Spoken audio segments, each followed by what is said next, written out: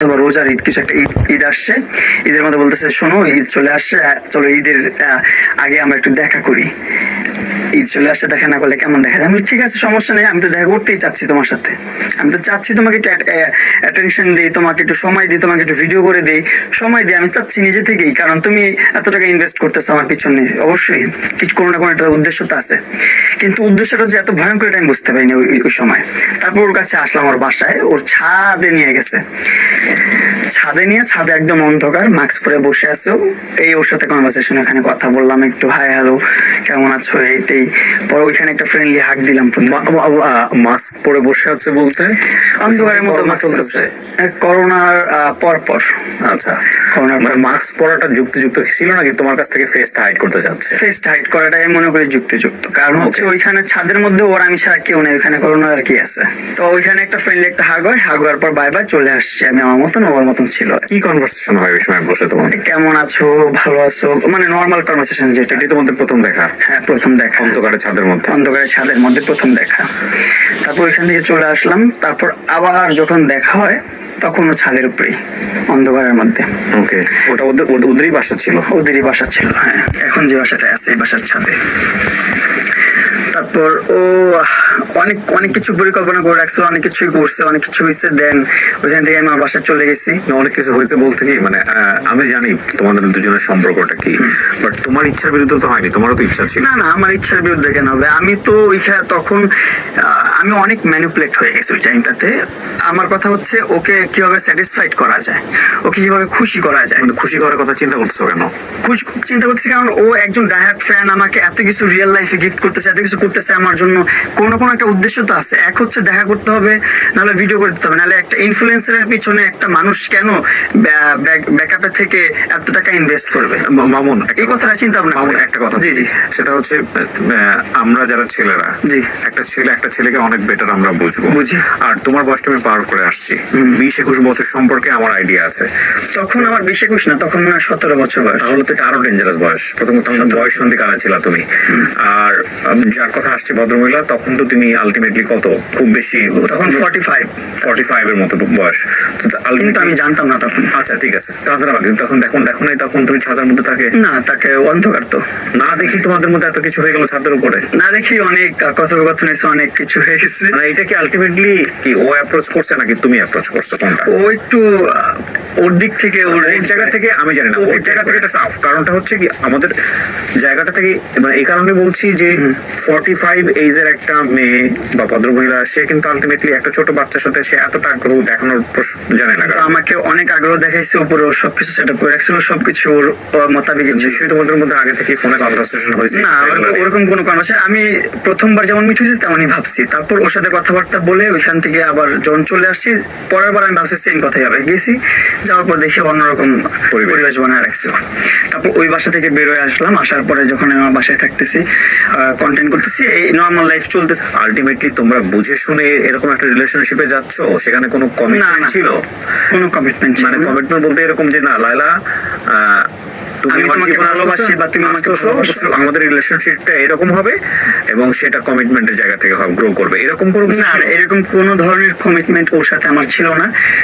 As a fan হিসাবে ওকে যতটুকু pamper করা যায়, যতটুকু ওকে হ্যাপি করা যায় আমি চেষ্টা করছি। ওই সময়টা তার বোঝার আমার অতটুকু আমি বুঝতে পারি না, বা অতটুকু ক্যাচ করতে পারি না যে আমি কি করতেছি, কি হবে, এটা ভবিষ্যৎ কি না। কিন্তু তোমার তো 17 বছর বয়স, তোমারও তো একটা ভয়ের ব্যাপার আছে। এরকম একটা মহিলার সঙ্গে তুমি যাচ্ছ, ওর হাজবেন্ড আছে কিনা, ওর বাচ্চা কাচ্চা আছে? হাজবেন্ড নাই, ও তো ক্লিয়ারই বলছে আমার হাজবেন্ড নাই, আমার কোনো কিছু নেই, আমার শুধু আম্মু আছে নিচ্ছে। তারপরে ধরো তোমাকে যদি আটকায় দিতে পারতো, তোমাকে যদি আর্মি পার্সন তোমাকে একটা বিপদে ফেলে দিতে পারতো, তোমার এতটা কনফিডেন্ট পেলে? ওর সাথে তো 6-7 মাস আমার সাথে কনভারসেশন হয়ে গেছে, কথাবার্তা হয়ে গেছে। 6-7 মাস কনফিডেন্টটা পাইছো সামহাউ যে এখানে গেলে তোমার কোনো বিপদ হবে না। আমি এটা বুঝি। কোথায় থাকো তখন? আমি থাকি সাইডনগরই। সাইডনগর, আর ও থাকে হচ্ছে বাইধারা ডিএইচএস। ওকে, তারপর 6-7 মাস কনভারসেশন পর তো আমার একটা আস্থা তৈরি হয়ে গেছে ওর জন্য, যে না ওইখানে গেলে আমার কোনো সমস্যা হবে না, বিপদ হবে না, এরকম চিন্তা ভাবনা করি ওর বাসায় গেছি। তারপর আমি আমার বাসায় চলে গেছি, আমরা আমাদের মতো নর্মাল লাইফ লিড করতেছি, আমি আমার মতো লাইভ করি, আমি আমার মতন কন্টেন্ট করি, ওর মতো থাকতেছে, কাজ করতেছে, আমাকে ভিডিও কল দিয়ে কথা বলে। তো ওর ভিডিও কল দেওয়াটা না তখন বেড়ে গেল অনেক। তো আমিও এটা নর্মালি নিছি। নর্মালি ওর সাথে অনেক ভিডিও কলে কথা বলতাম, বলতে বলতে এখন স্ন্যাক অ্যাপ চলে আসছে, স্ন্যাক অ্যাপে কাজ করছি, মানে এইভাবে অনেক দিন পার হয়ে গেছে। এর মধ্যে আমি ওর বাসায় যাই মাঝে মধ্যে বেড়াতে, ও মা আমার বাসায় আসে মাঝে মধ্যে বেড়াতে। বাসায় গিয়ে তুমি কি পেলা প্রথমে? হ্যাঁ, ওর বাসায় গিয়ে তুমি কি পেলা ওখানে? আমি বাসায় যে কিছু পাইনি, আমি জাস্ট যে বলতে যে ওদের বাসার কি কে থাকে। হ্যাঁ, ওর বাসায় যে যাদেরকে পেলাম ওইখানে ছিল অনেকগুলো কাজের মেয়ে ছিল, তারপর অনেকগুলা, হ্যাঁ অনেকগুলো কাজের মেয়ে আছে ওর বাসায়। ও বলছিল একটা ইন্টারভিউতে যে ওর 18 জন কাজের লোক আছে। আসলে ওর এরকম অনেকগুলা কাজের লোক আছে যেগুলা ওর কথায় সবকিছু করে। এখন কিছু করে বলতে এই যে আমি যে প্রিভিয়াস লাইফটা করছি, লাইফটা করার আগেই ওর কাজের বুয়া টুয়া যা আছে সব এনে দরজার সামনে এইভাবে ভিড় করে ফেলছে। লাইভে গেছি আর সব দৌড় দিছে, কাজের বোরা দৌড় দিচ্ছে, দারোয়ান দৌড় দিচ্ছে, নিচে যে লোক ছিল সব দৌড় দিয়ে চলে গেছে, লাইভের মধ্যে চলে গেছে। এতগুলা কাজের লোক বাসাতে? হ্যাঁ। মানুষ কয়জন, কিসের সেবা হয়? তারা মানুষ হচ্ছে আপনার 4 জন। তার জন্য 18 জন কাজের লোক?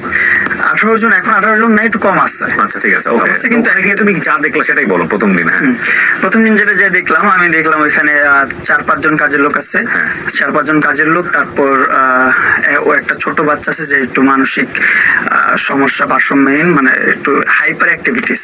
ওকে, হাইপার অ্যাক্টিভিটি। বয়স কত ছিল ওই সময়টাতে যখন ওকে দেখছো হাইপার অ্যাক্টিভিটিস যে করছে?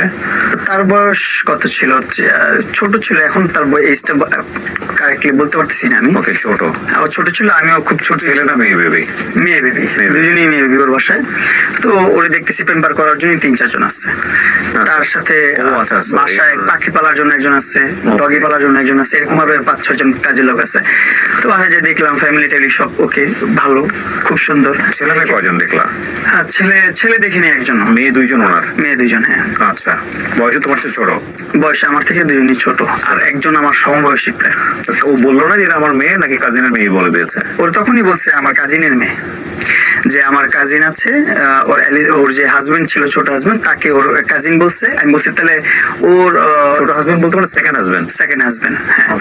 সেকেন্ড হাজবেন্ডটা কি বেশি আসা যাওয়া ছিল বাসায়, অনেক আসতো। তুমি যখন যেত তখনও আসতো? তো আমি এইভাবে প্রশ্ন করতাম যে উনি কে, কি হয় তোমার? বলছে এই হচ্ছে আব্বু, আমার কাজিন হয়। আমি বলি তোর ওনার ওয়াইফ কোথায়?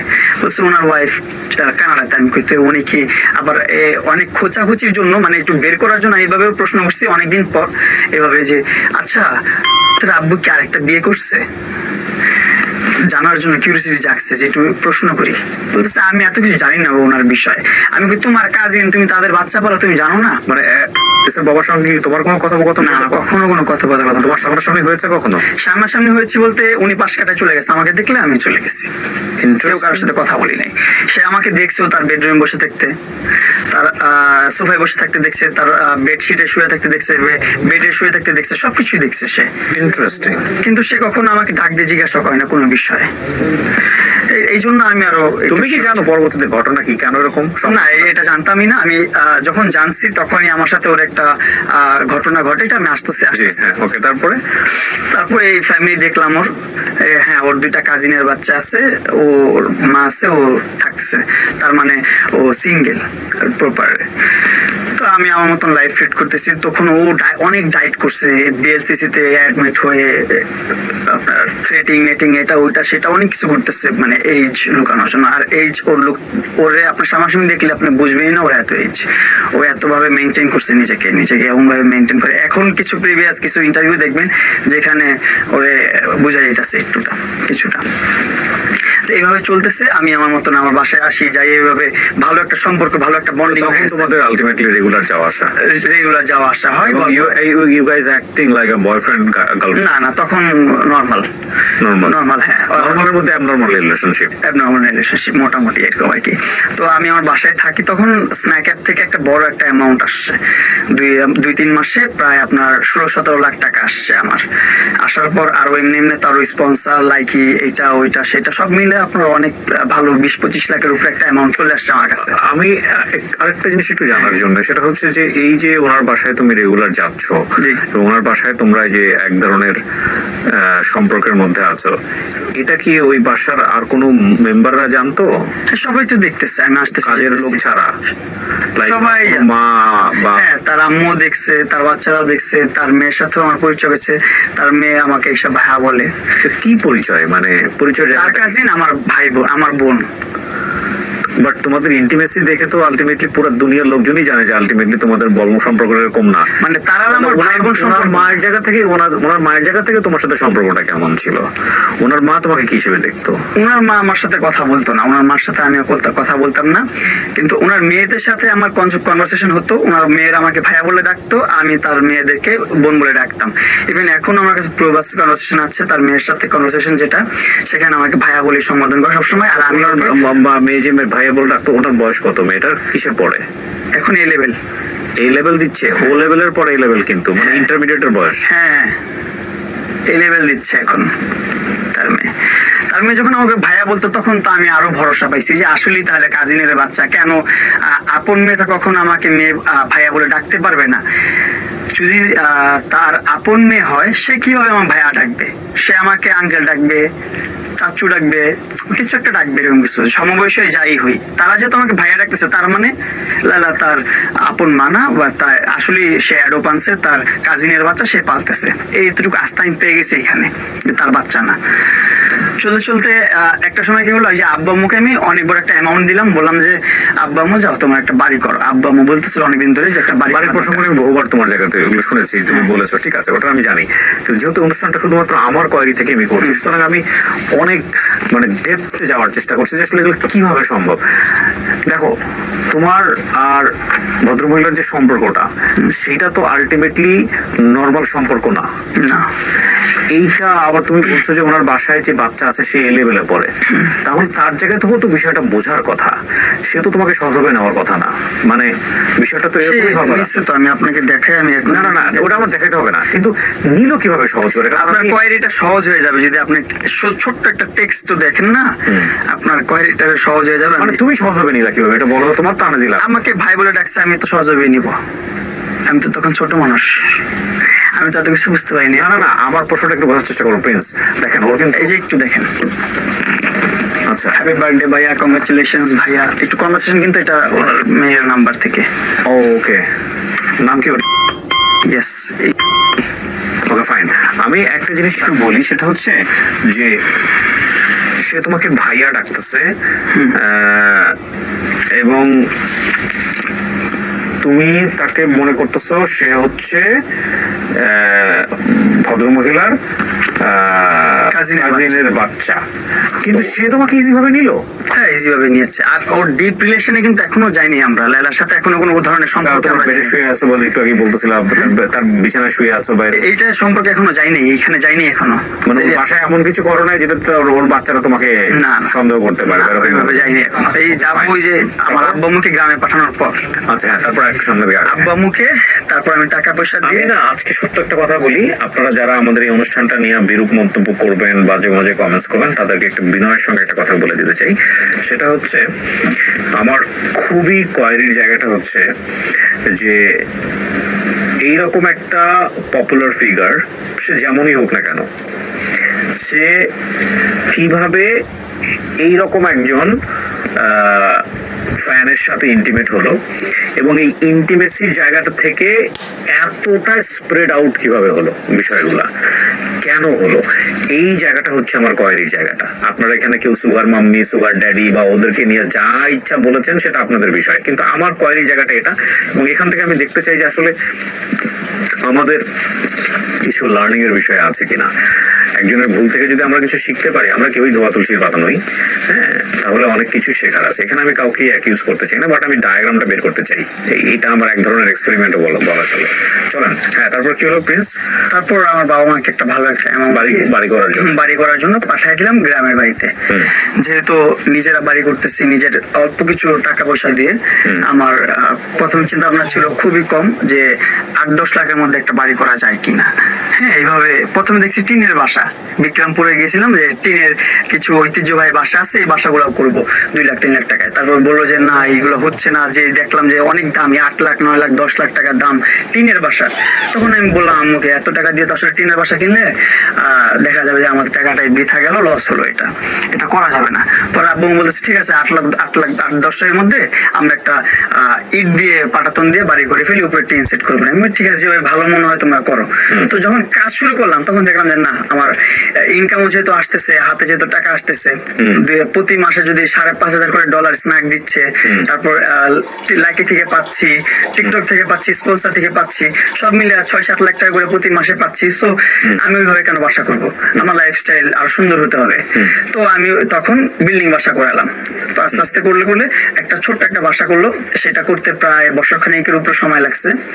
কিন্তু এর মধ্যে যখন আব্বু আম্মু চলে গেল ঢাকা থেকে গ্রামে বাড়ি করার জন্য, কন্ট্রাক্টর দিয়ে করলে তো ডাবল টাকা লাগবে, অনেক টাকা লাগবে, এই জন্য বাবা মা নিজে থেকে করলো।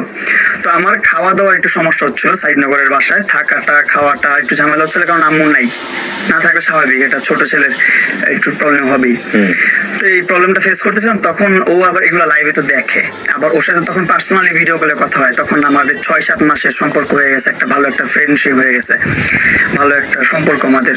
ও একটা ওয়েল উইশার, আমার খারাপ কিছু হলে, কোন বিপদে পড়লে ওর জানাইতেছি, ওর কিছু হলে আমার জানাইতেছে, এরকম। তো ওইগুলো সব দেখলো, দেখার পরে বলতেছে কি, তুমি আমার বাসায় এসে থাকো, তুমি দেখে গেছো, আমি তো দেখছি ওর বাসা, দেখে গেছো, আমার বাসাটা খালি আছে, বড় আছে। ও আরেকটা এখানে একটা কথা যেটা আমি চলে আসি পাস করে, সেটা হচ্ছে ওরা কিন্তু একসাথে থাকতো পুরো ফ্যামিলি 3 নাম্বার রোডে।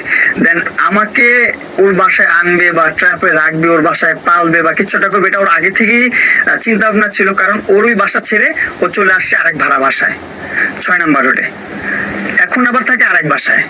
3টা বাসা চেঞ্জ করছে আমার সাথে পরিচয় হওয়ার পরও।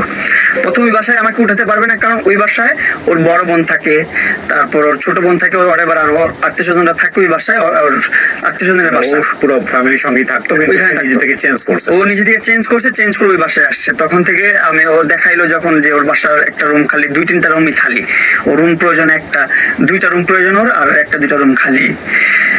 তো আমাকে বলতেছে তুমি আমার একটা রুম ইউজ করতে পারো, আর এখানে আমার সমস্যা নেই, কাজের লোক টোক আছে, তোমাকে ওরা হ্যান্ডেল করতে পারে, তোমাকে ওরা পেম্পার করতে পারে, তুমি টেনশন নিও না, ভালোভাবে এখানে থাকো। আবার আঙ্কেল আন্টি যখন চলে আসবে তখন তুমি তোমার বাসায় চলে যেও। তখন আমার মাথায় আর এত কিছু কুলায় নাই, আমি যতটুকু শুনছি বুঝছি, হ্যাঁ ঠিক আছে তাহলে রাইট, ওকে, তুমি ভালো বুদ্ধি দিছো, আমি তোমার বাসায় যাই। ওর বাসায় যাই, যাওয়ার পর বাসায় থাকা শুরু করলাম ফার্স্ট। একটা রুম দিচ্ছে আমাকে আলাদা করে, ওর বড় মেয়ের সাথে একটা রুম ছিল, ওই রুমটা আমাকে দিছে, আর ও থাকে ওর ছোট মেয়ে নিয়ে একটা রুমে, বড় রুমে। তো এর মধ্যে মাঝে মধ্যে আসা যাওয়া করতাম, ওর রুমের মধ্যে আসতো, ওর রুমে যেত, আমার রুমে আসতো যেত। এর মধ্যে আমাদের আসলে সম্পর্কটা আস্তে আস্তে ঘনিষ্ঠ শুরু হলো। এইভাবে এক বাসায় থাকলে যেটা হয়, হ্যাঁ এক বাসায় থাকলে যেটা হয় আর কি, ও যেটা প্ল্যান করছে ওটাই হচ্ছে। তো আস্তে আস্তে সম্পর্ক ঘনিষ্ঠ হচ্ছে হচ্ছে হচ্ছে হচ্ছে এর মধ্যে আমার আব্বু আম্মু চলে আসছে আমাদের। কোন কি তার আগ পর্যন্ত কি তোমাদের কোনো ওয়ার্ড ছিল আমরা এই সম্পর্কটাকে সামনের দিনের দিকে নিতে চাই? কোনো ধরনের ওয়ার্ড ছিল না, কোনো ধরনের কমিটমেন্ট ছিল না, ওর সারা জীবনে কোনো ধরনের চাহিদা ছিল না। আমি কোরআনের উপর হাত রেখে বলতে পারবো আমাদের যে পবিত্র। ও তোমাকে বলে নাই যে তুমি যে জিনিসটাতে ইনভলভ হলা বা আমি যে জিনিসটাতে ইনভলভ হচ্ছি এটা ভবিষ্যতে বৈবাহিক সম্পর্কে নিতে হবে বা এটা? না, এইভাবে কোনো কমিটমেন্ট ছিল না। ও আগে থেকে বলে রাখলে এরকম কোনো কিছু হইতোই না। সো আলটিমেটলি ওর জায়গাতে কোনো সেট ছিল না, আর তোমার জায়গা থেকে কোনো সেট হতেই পারে, এরকম কোনো হতেই পারে। তো তোমার লাইফে কেউ ফার্স্ট? না, আমার লাইফে আমাদের ফ্রেন্ড সার্কেল, আমার তো তখন অনেক ছোট বয়স, আর আমি তখন যে কারণে জিজ্ঞেস করছি যে মানে তোমার কি, তুমি যে ধরনের, আমার কাছে বিষয়টা অত বেশি এক্সক্লুসিভ না। ওকে ফাইন, আমি আসলে অনেক কিছু এখানে ভাষায় আপনাদের বুঝে নিতে হবে। কেন আমি প্রশ্নটা করছি সেটার পিছনে যুক্তি আছে। যুক্তিটা হচ্ছে 17 থেকে 18 বছরের ছেলেটার কিন্তু আলটিমেটলি এই ধরনের সম্পর্কে আইডিয়া থাকার কথা না, তার একটা ভয় থাকার কথা। প্রথম কথা হচ্ছে এইটা, ওর তো আইডিয়া থাকার কথা না, ওর তো এই ভয় এই লাইনে যাওয়ার কথা না। কিন্তু সামহাও ওর কাছে যেটা মনে হয়েছে যে ইটস নট ইম্পর্টেন্ট, মানে এটা এত বিষয় না, it's not a big deal, this is a very important point. Okay, ছোট মানুষ তো তখন বুঝতে পারিনি যে বিগ ডিল না স্মল ডিল। লায়লার সাথে তোমার যে ইন্টিমেসিটা হচ্ছে তার আগেও তোমার আর অন্য কারোর সঙ্গে ছিল বিষয়গুলো? নরমাল বিষয়টা। ওকে, তারপরে আস্তে আস্তে এই তো আমার গ্রামের বাড়ি কাজ চলতেছে, কাজ চলার পর আম্মু যখন চলে আসলো তখন আমি আবার সাইদনগর চলে গেছি, আমার বাসায় চলে গেছি, যে আব্বা আম্মু চলে আসছে, আমি আমার মতো থাকি, আবার চলে গেছি। যাওয়ার পর তখন থেকে শুরু হলো ইমোশনাল ব্ল্যাকমেল। কিরকম? তুমি আমার বাসায় ছিলা, এতদিন ছিলা, তোমাকে দেখে ঘুমাতাম, ঘুম থেকে উঠে তোমাকে দেখতাম, এখন ভালো লাগে না তোমাকে ছাড়া, তোমাকে ছাড়া কি করবো, এটা করবো সেটা করবো। তো এইরকম ভাবে মানে ব্ল্যাকমেল শুরু করলো আস্তে আস্তে।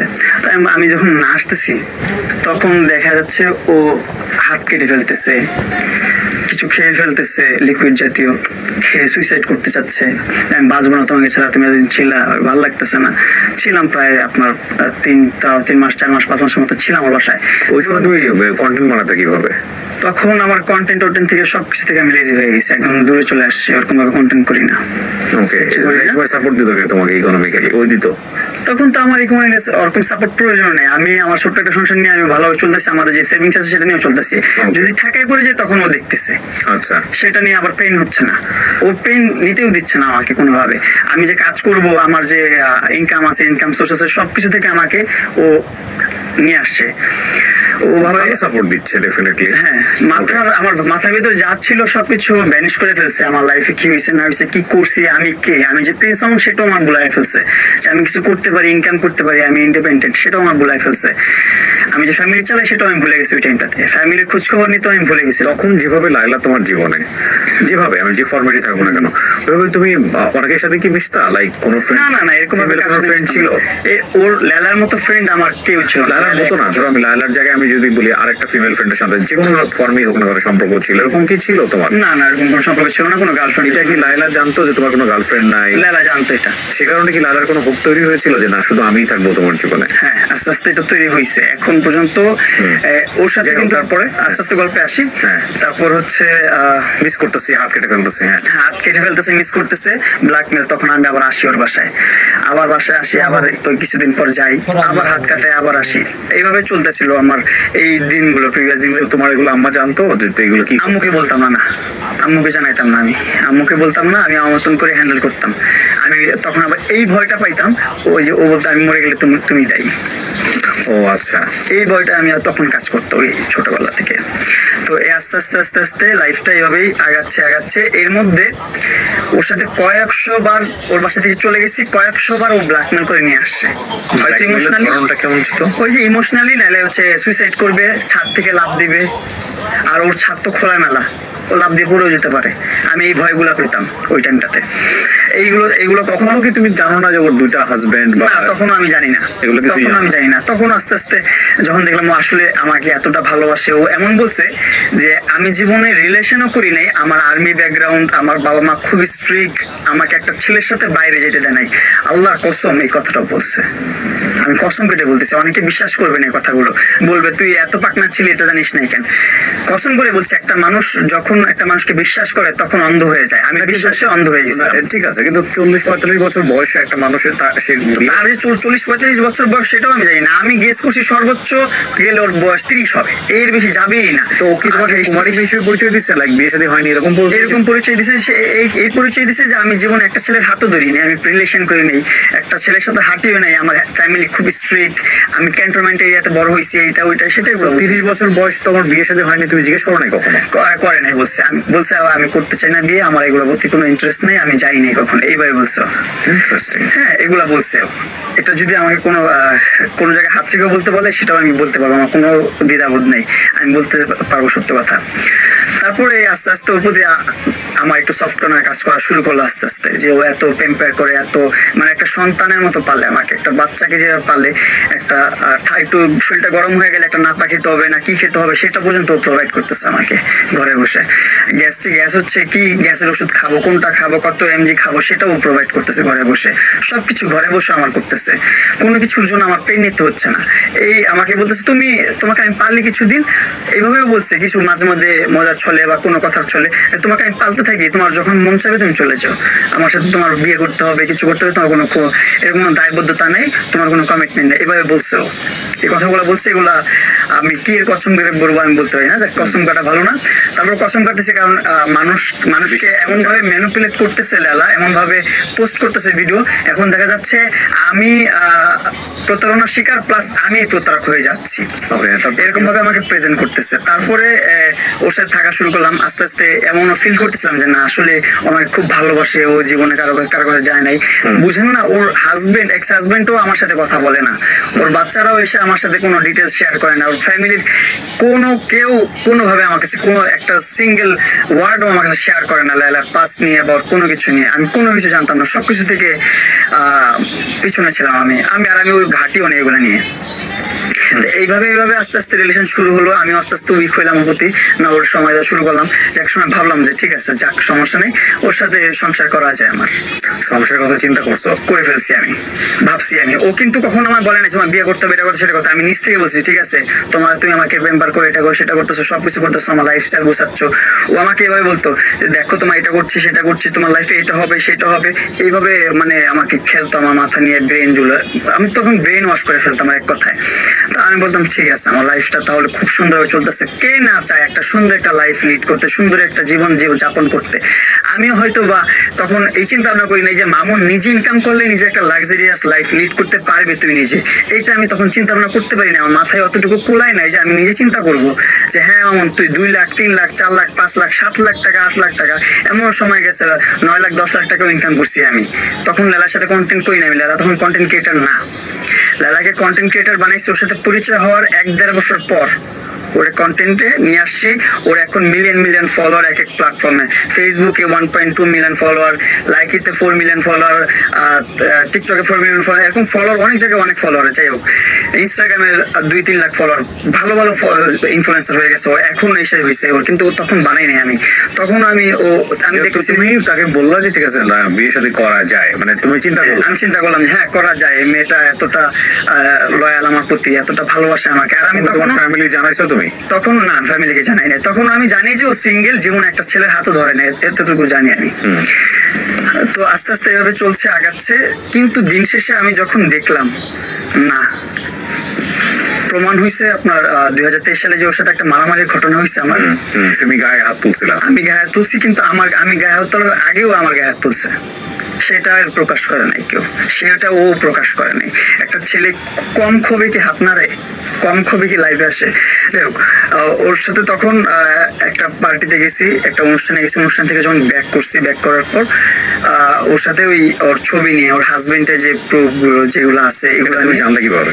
এগুলো আমি ও যখন আমার মোবাইল স্টক করছে, যখন আমি বারবার চলে যাই দেখতেছে মরার ব্ল্যাকমেল করতেছে সেগুলো দেখেছি হচ্ছে না, তখন আমার মোবাইল থেকে হাতায় হুতায় যত ছবি আছে পাঁচটা সবকিছু বের করছে, বের করে এগুলো রাখছে। আমি তখন আমার অনেক খারাপ লাগছে যে আমি তোমার কখনো তোমার এইজটা নিয়ে পর্যন্ত প্রশ্ন করি না, যখন তুমি তোমার এই জিজ্ঞাসা করি তখন তুমি বলো তুমি খুঁজে নাও, আমিও খুঁজতে থাকি একা একা। আমি তোমার মোবাইল ঘাটি না, প্রাইভেট কোনো জায়গায় ঢুকি না, তোমার প্রাইভেট মোবাইল তোমার থাকতে পারে, ব্যক্তিগত অনেক কিছু। মানে যে মোবাইল স্টকিং এর ব্যাপারটা কি লাস্ট টাইমের কথা বলতেছো নাকি এর আগেও? এর আগেও করছে, এর আগেও অনেক করছে, এর আগেও অনেক নিউজ প্রেজেন্টারদের কাছে ও এগুলা পাঠায় রাখছে অনেক আগে থেকে। আচ্ছা হ্যাঁ, তো তারপরে এটা তো এত একদিনের ঘটনা না।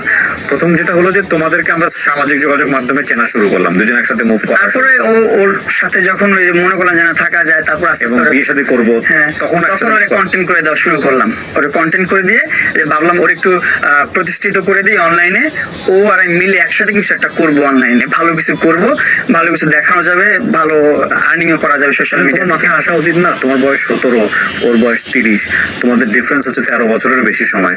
অন্ধ হয়ে গেছে আমি তখন, 13 বছর না, আমার বয়স প্রায় না 30 তুমি জানো, 30 তুমি জানো, যে কারণে তোমার জানার জায়গা থেকে আমি প্রশ্নটা। 13 বছরটা আমার কাছে খুব নর্মাল লাগছে, 10-13 বছর এগুলো থাকবে। বাংলাদেশের সোসাইটি কিন্তু একটা বিশাল রকমের চ্যালেঞ্জ ফেস করতে হবে, তোমার একটা মাথায় আসে নাই যে এই একটা ভদ্রমহিলাকে নিয়ে আমি মুভ করবো?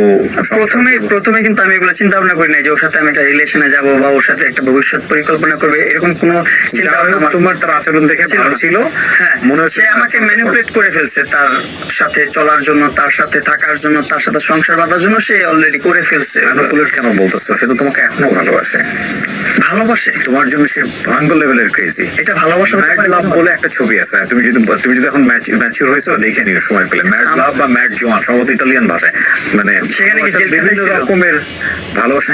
জেল জেল খাটাইছিল? খাটানো তো নর্মাল বিষয়, মেরে পর্যন্ত ফেলে। তুমি জানো লাভের বিভিন্ন ফর্ম আছে, হয়তো তুমি জানো না। যাই হোক, শোনো, তোমার জন্য যদি সে ক্রেজি না হইতো তাহলে সে এত কিছু করতো না। প্রথম কথা হচ্ছে এটা, এটা আমি আমার জায়গা থেকে যেটা বুঝি। হ্যাঁ, আমার বোঝা ভুল থাকতে পারে। ক্রেজি হচ্ছে বড় কথা, এখন তুমি একসেপ্ট করতে পারছো না, সেটা তুমি mentally তোমার তোমার দুজনের সিঙ্ক হচ্ছে না। তুমি জায়গা থেকে তুমি প্রশ্ন করতে পারো যে না, ভালোবাসাটা কেন এরকম হবে? আমি যাকে ভালোবাসবো তাকে আমি কেন হিট করবো? আমি যাকে কেন হিট কেন আমি তাকে কেন বিপদে ফেলবো? কেন? ভালোবাসে বলেই মানুষ এটা করতে পারে অনেক সময়।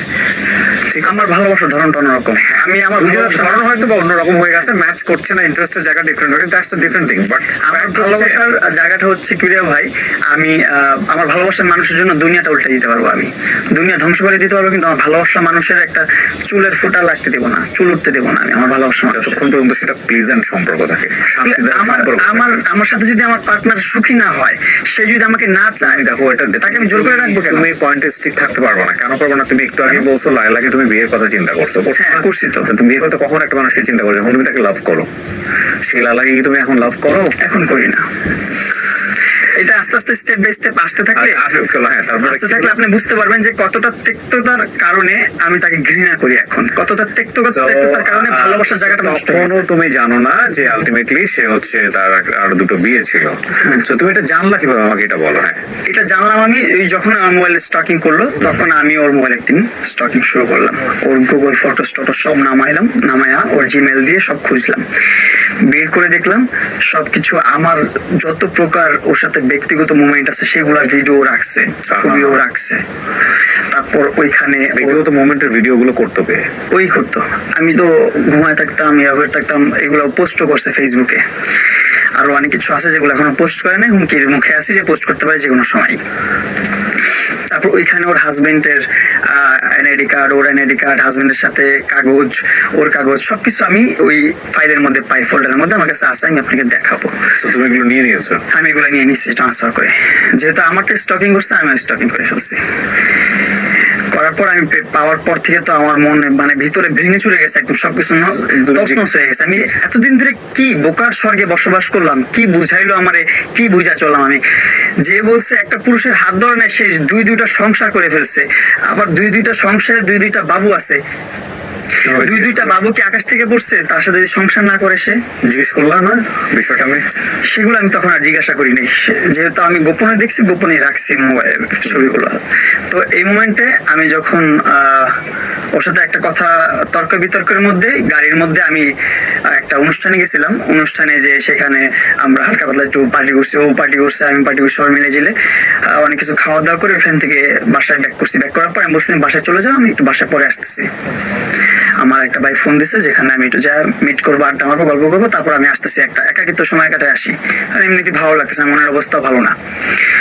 তো ওই টাইমটাতে ও বলতেছে তুমি যাইতে পারবো না এখন আমার এখান থেকে সরে, আমাকে নিয়ে তোমাকে যাইতে হবে। আমি তোমাকে নিয়ে আমি যাবো না ওইখানে, আমার ওটা ব্যক্তিগত সময়, আমি ওখানে টাইম পাস করবো, এখানে আমার সময়টা কাটাবো, এখানে আমি তোমাকে নিয়ে যাবো না। আমি বলছে না তুমি যেতে পারবো না, তুমি কোন মেয়ের সাথে যাবে, এটা করবা সেটা করবা।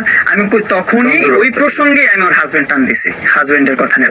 ওকে, আমি মেয়ে নিয়ে যাবো না, কি নিয়ে যাবে, এত টেনশন করতেছো তুমি যে দুইটা সংসার করে আসছো, এগুলা সেগুলো এগুলো কে বলো। তখনই ওর মাথা টাস করে বাড়ি খেয়ে গেল, কি করবে ও, তখনই ও পাগল হয়ে গেছে। ওই টাইমটাতেই আমার একটা চড় মেরা দিল, যে কি বলিস এইসব, আমার ওর প্রুফ দেখাই নেই, প্রুফটা বাইর করছি, এর মধ্যে চড় মারা দিচ্ছে। এই তো চড় মাইরা চুল টান দিছে, আমার মাথা নষ্ট হয়ে গেছে। আর ওর ফেসে মাল্টি সার্জারি করা, অনেক প্রকারের সার্জারি করছে, অনেক প্রকারের ট্রিটমেন্ট নিচ্ছে ওর ফেসে, থ্রেটিং, বোটক্স, এইটা ওইটা সেইটা। তো ওর মুখে ও যেভাবে চড় মারছে আমাকে, আমিও সেম চড়টাই মারছি ওকে। তো ওর মুখে রক্ত জমাট হয়ে গেছে, আমার মুখে রক্ত জমাট হয় না, কিন্তু আমার মুখে এগুলো মুখে দাগ পড়ে গেছিল এইসব জায়গা দিয়ে, যে খামচি পড়ছে, থাপড়াইছে আমারে, তারপর চুল ধরে টান দিচ্ছে, এগুলো দাগ পড়ে গেছিল। তারপরে ওই বাসা থেকে বেরিয়ে চলে আসছে, মারামারি হলো, ওর বাসা থেকে চলে আসছি। পরের দিন অ্যাটেম্পট টু মার্ডারের মামলা দিচ্ছে আমাকে। পরের দিন? কত সালে এটা? ওই 23 সালে। ওই যে আমি এখন তো বুঝে গেছে, এখন আর মামুনকে আটকা রাখা যাবে না, কারণ মামুনের কাছে সব রিভিল হয়ে গেছে। মামুন সব মামলা তো ওই দিনই দিল কি তোমার নামে? হ্যাঁ, ওই দিনই দিল। ও তো লাইভ করলো, আমরা যতদূর জানি এটা লাইভ করেই মামলা করছে, লাইভ করেই সাথে সাথে ও ক্যান্টনমেন্ট থানায় চলে গেছে, মামলা করে ফেলছে। ক্যান্টনমেন্ট থানা মানে কোন ডিবি হারুনের সহায়তা ওই সময় নিছে না? হ্যাঁ, ওই সময় থেকে ওই সময় ডিবি হারানোর সহায়তা নেই না, কিন্তু ডিবি হারানোর সহায়তা নিয়েছে যে আমি লাস্ট জেলে গেলাম ওই টাইম, ওই সময়টাতে। আচ্ছা ফাইন, তো তাহলে তার মামলা হয় প্রথম 2023 সালে। 23 সালে অ্যাটেম্পট টু মার্ডার মামলা। অ্যাটেম্পট টু মার্ডার মামলা। ওকে, এটা তুমি জানো কিভাবে? এটা জানতে পারি আমার ক্যান্টনমেন্টের ওদিকে আমাকে পুলিশরা আটকাইছে। আটকানোর পর আমি বলছে আপনার নামে তো মামলা হয়ে গেছে, আপনাকে তো যে কোনো মুহূর্তে ধরবে, হ্যাঁ আপনি যেভাবে পারেন এটা কনসাল্ট করেন, সলভ করেন, পুলিশ বলতেছে আমাকে। সেটা একটা এমনিতে একটা ডিউটি ছাড়া বা ডিউটিতে রাস্তার মধ্যে দেখা হয়েছে একজন ফ্যান পুলিশ বলতে পারেন, যে আমার ভিডিও দেখে। তোমার মামলা করে তোমাকে জানায় নাই? সে জানায় নাই, কিন্তু আমি জানতে পারছি আলাদা থার্ড পার্সন থেকে। জানতে পারার পর আমি তো তখন একটু ভয় পেয়ে গেলাম, এটা আমার নামে টুমটুম মার্ডার মামলা করছে, বলছে তোমার জেল হতে পারে এই মামলায়। তখন তো আমি ভয় পেয়ে গেলাম, তখন আবার ওর সাথে কন্ট্যাক্ট করলাম যে কি করলে, এগুলো কেন করতেছো। পরে অনেকবার মিশতে আসতেছে, আমি মিশতে চাইতেছি না। পরে আবার অনেকে বুঝাইতেছে আমাকে যে না মিশাটা তোর খুব জরুরি, না মিশলে তুই জেল খাটবি। তখন আবার মিশলাম ওর সাথে, আবার সম্পর্কে গেলাম, আবার ভালো একটা সম্পর্কে যাওয়ার পর এই মিলমিশ কি তোমার আরেক বিভিন্ন ওই যে স্যান্ডিশা আসলো, ওই স্যান্ডিশাটা এরা এসে মিলাই দিল। তারপর আরো অনেকেই ছিল বিহাইন্ডে যারা মিলাই দিছে, থেকে মিলাই দেওয়ার পর মিললাম যে মামলা উঠাই দেবে, ঠিক আছে লাইফটা নষ্ট হওয়ার দরকার নেই, মামলা উঠাই নেক, বিয়ে শাদী করা লাগবে না, কোনো কিছু করা লাগবে না, এরকম কোনো কমিটমেন্ট নাই যে বিয়ে করতে হবে মামলা তুলে নেবে, কোনো কমিটমেন্ট নাই তখনও। তো ওকে ঠিক আছে মামলা তুলে নাও। গেলাম, মামলা কিন্তু তুলে নেয়, ও বলছে মামলা তুলে নিছি, মামলা শেষ, কিন্তু আমি জানি না যে মামলা তুলে নেই। আমার যেতে হবে কিনা, বলে না যাওয়া লাগবে না, আমি টাকা দিয়ে সব সলভ করে ফেলছি, আমার অ্যাডভোকেট আমার লয়ার সবকিছু করে ফেলছে, তোমার টেনশনের কিছু নেই। তোমার কোনো ফোন আছে, তোমার কোনো ডিস্টার্ব হয়েছে? আমি না, আসলে কোনো ফোন আসে নাই, কোনো ধরনের ডিস্টার্ব, কোনো ধরনের নোটিশ আমার কাছে আসে নাই, কিন্তু মামলা কিন্তু চলতেছে। ওর টাকা পয়সা দিয়ে ওইগুলা নোটিশ আসবে আমার কাছে, এগুলো বন্ধ রাখছে যেন নোটিশ আমার কাছে না আসে। এই চলতে চলতে চলতে চলতে চলতে চলতে দেখি ও মামলা তুলে না। তো এর মধ্যে হুট করে ওর বাচ্চাদের নিয়ে একটা ঝগড়া হয়েছে ওর সাথে আমার। যেমন ওর কাছে আমি একটা অ্যামাউন্ট রাখছি, অ্যামাউন্টটা ওরে দিয়েছি, একটা প্রমোশনে কাজ করার পর একটা বড় একটা অ্যামাউন্ট পেয়েছি, অ্যামাউন্ট ওর কাছে দিচ্ছি। দেওয়ার পর ওই অ্যামাউন্টটা ওর বাচ্চাদের কাজের বুয়াদের স্যালারি দিচ্ছে ওই অ্যামাউন্ট থেকে। তখন ওর পার্সোনাল ব্যক্তিগত জন্য ব্যবহার করলে আমার কোনো ধরনের অবজেকশন ছিল না, যেহেতু ও বলছে যে এইগুলা ওদের বাচ্চারা টানে, ওদের বাবারা ওদের খরচ চালা, এটা করে সেটা করে। তখন আমি একটু মানে খোঁচাখুচি করছি যে হ্যাঁ তোমার ওদেরটা ওদের বাবারা যেহেতু দেখে, তুমি আমার টাকা কেন ওদেরকে দিলা, আমার টাকা তুমি আমার ব্যাংকে ট্রান্সফার করো না, এখন 3-4 দিন হয়ে গেছে আমার ব্যাংকে কেন আমার টাকা আসেনি। এইগুলো নিয়ে একটু তর্ক বিতর্ক হয়ে আমি অভিমান করে 2 দিন খাবার খাই না ওর বাসায়। আমি গুলশান 2-এ চলে গেছি হাঁটতে হাঁটতে, যে ওইখানে খাবার খেয়ে ওইখান থেকে হাঁটতে হাঁটতে বাসায় আসছি, এত জিদ ওর বাসায় ভাত খাবো না। আমি কি ওর সাথে বাসায় থাকতা কিন্তু খাইতাম না, রাগ হয়ে আসছে। আমি এখন কি করবো, ওখানে ওই ছুটেও যেতে পারতেছি না।